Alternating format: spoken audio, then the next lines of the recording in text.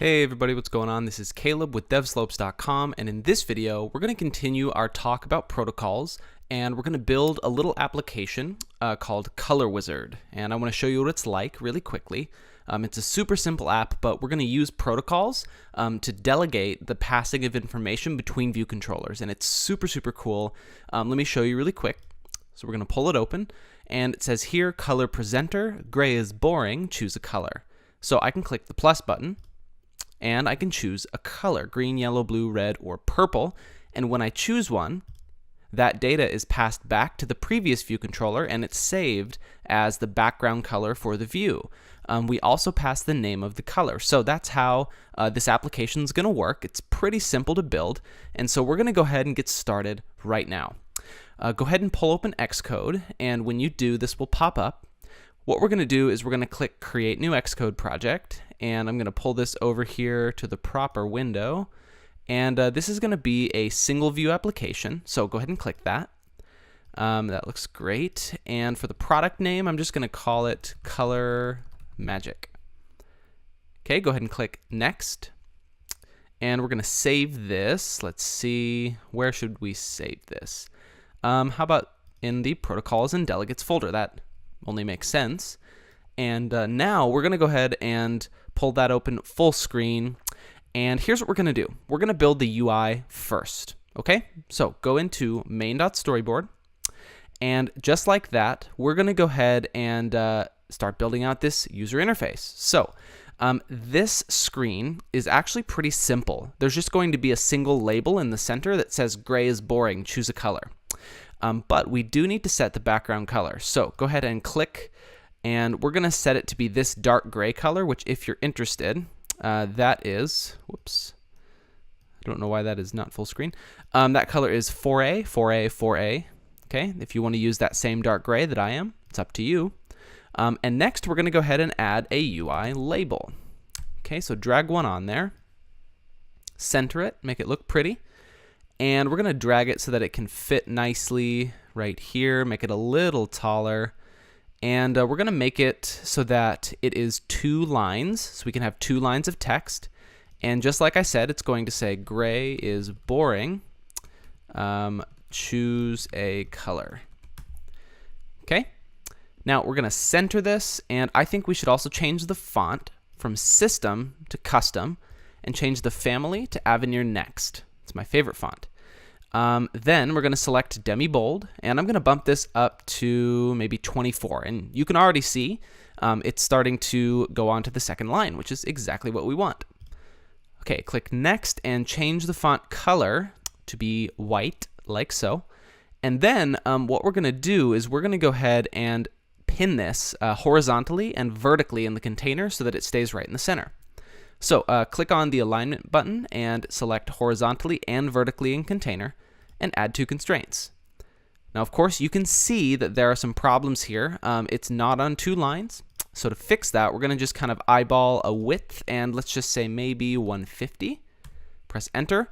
Okay, obviously that's too small. So we need to modify it by selecting the label and changing the width maybe to 200. And there we go. Gray is boring, choose a color. So next, what we're going to do is we are going to go ahead and drag on a new UI view controller. So go ahead and type UI view, and view controller is going to be the top result there. Drag it on and let it go. And for this, what we're going to do is we're going to make 5 UI buttons, and we're going to put them inside of a stack view. Okay?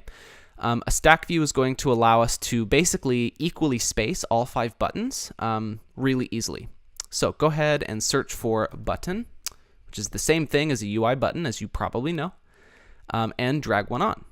Okay, just like that. And I'm going to just go ahead and copy and paste it 5 times. 1, 2, 3, 4, 5.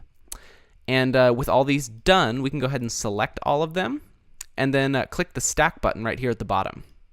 And now it's in a stack view. They're evenly spaced, and yeah, it's really cool. So let's go ahead, let's actually make this stack view take up the entire width of the screen by clicking on the pin menu, or pin button, I guess, and setting all of the constraints here to be 0, 0, 0, and 0.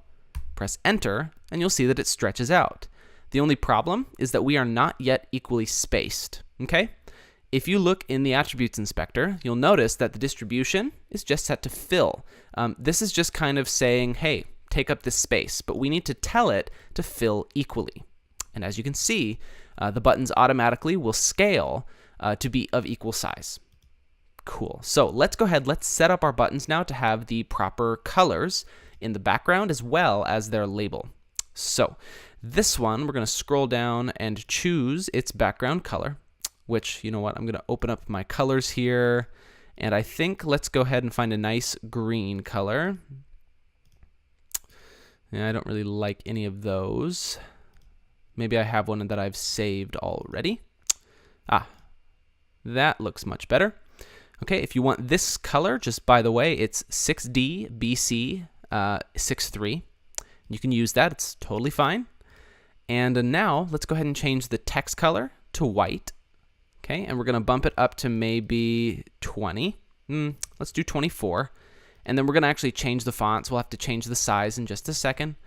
Do Avenir next and do Demi Bold and make it size 24. Okay, very cool. Now, you know what? I'm noticing that these buttons, they don't have the right text property for the font or the size. So I'm going to actually get rid of those. And then watch what happens. I can just duplicate these and they'll automatically fill in exactly what I needed them to be like. So that's just a nice little hack. All right, so with all 5 buttons in place, now I can start changing the colors again. So let's choose a nice yellow. There we go. For this one, let's do a nice blue.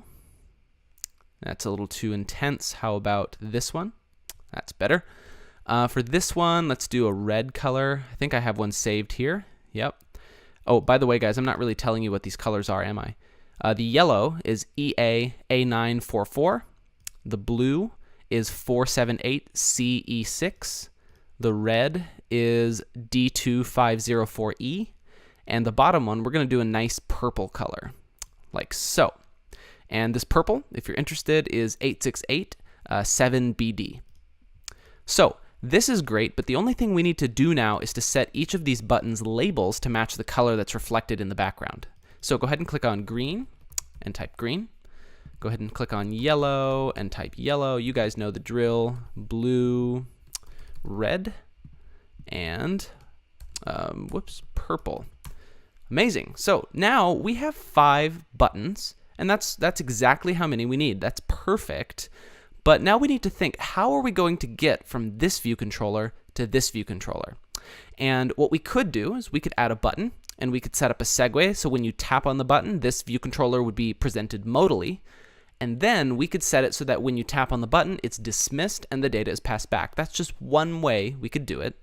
But what I'm going to do is I'm going to select this view controller, and I'm actually going to go up to Editor, Embed In, and select Navigation Controller. Okay? Now, what that does is it basically creates a navigation controller just like you would expect. Okay? And a navigation controller is going to be in charge of controlling navigation. Okay? That's pretty simple. You have seen apps with navigation controllers for sure. They have a bar at the top. They usually have a title. They'll have a button or two. And when you select a button, it will slide the next view controller over. You'll recognize it when we start using it. So what we're going to do now is we're going to go ahead and give this view controller a title, and let's call this Color Magic.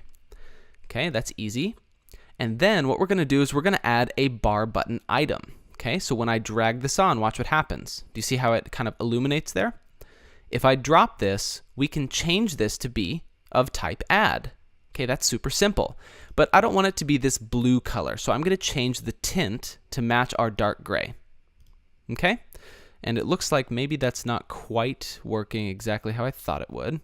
So let's go ahead and let's just set this to be default.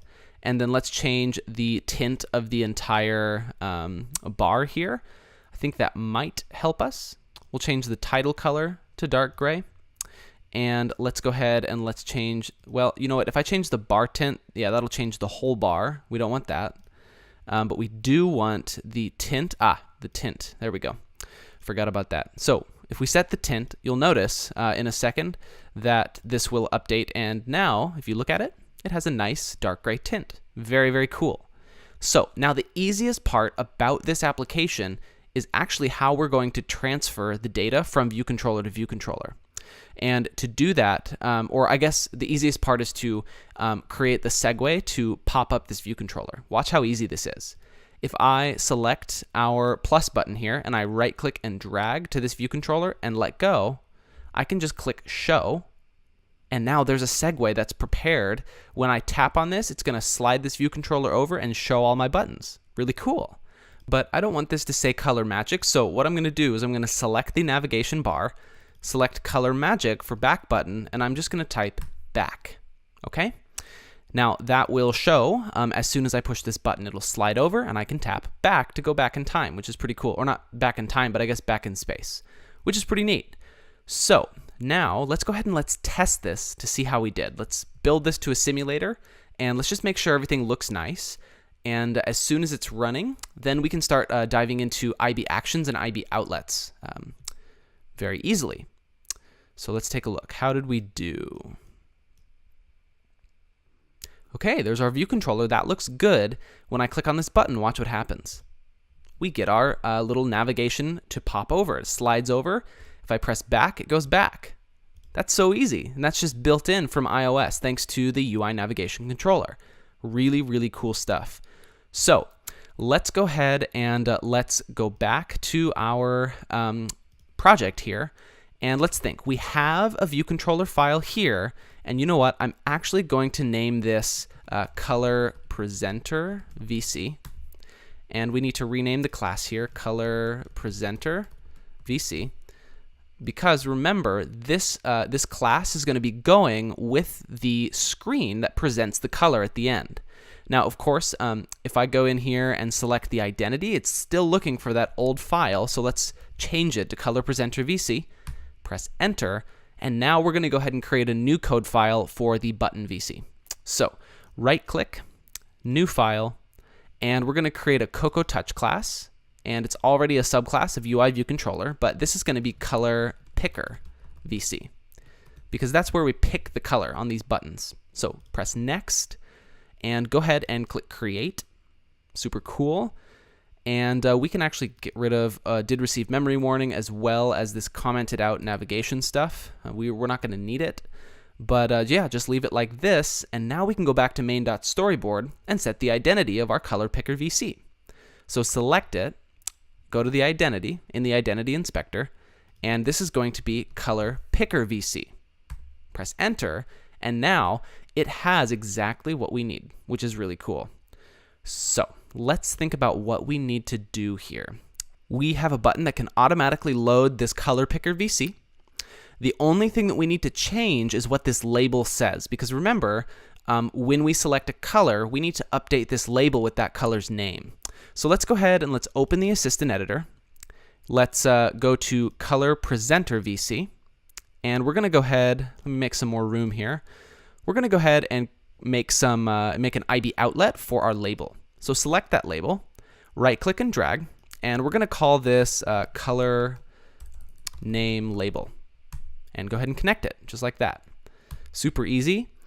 And you know what? While we're here, get rid of did receive memory warning. We don't need it. And cool. Yeah, that's all that we're going to need to do for IB outlets on this view controller. The next thing we need to choose is color picker VC. And we need to create some IB actions for these buttons. But you know what's even easier than creating an IB action for each button? Creating one IB action and using a sender of type UI button to determine which button was pressed. So we're going to go ahead and do that. And let me show you just how easy it is. Go ahead and type at IB action func button. Well, let's be more specific. Color button was pressed. And the cool thing, what we can do here is we can type sender UI button. Whoops, that's not a UI button. That's also not a UI button. There we go. Okay, so the sender is of type UI button. And the coolest thing is that because of that, we're going to be able to access this button's background color and this button's title label. Because if we tap on this button, it's going to pass in this button's values through the sender, which is just so cool. So, like I said, we can go ahead and we can drop this on the green button. We can do it again on the yellow button. We can do it again on the blue button, and I'm sure you're noticing as I'm selecting this, all 3 buttons are selected there, red and purple. So now we have one shared IB action for any of these buttons. If I select one, it's going to pass in the button's value through the sender, which is really neat. So just for an example, we're going to go ahead and just print sender, which is of type UI button. Let's do sender.titleLabel.text. Okay, we're going to just print it out to see what it says. So let's go ahead and let's build and run.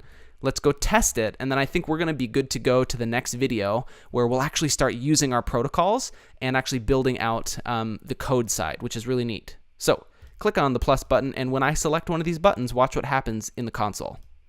It says green, yellow, red, blue, purple.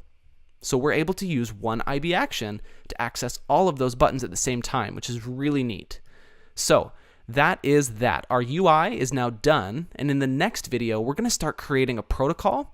We're going to use the delegate method to transfer data from one view controller to the next. It's one really incredible way that protocols can be helpful in iOS development. So let's head over to the next video, and I'll see you there.